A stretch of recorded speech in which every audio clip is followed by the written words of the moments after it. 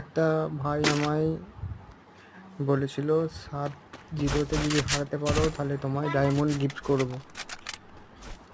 ঠিক আছে, ও দেখো এরপরে আমি কিছু বলবো না।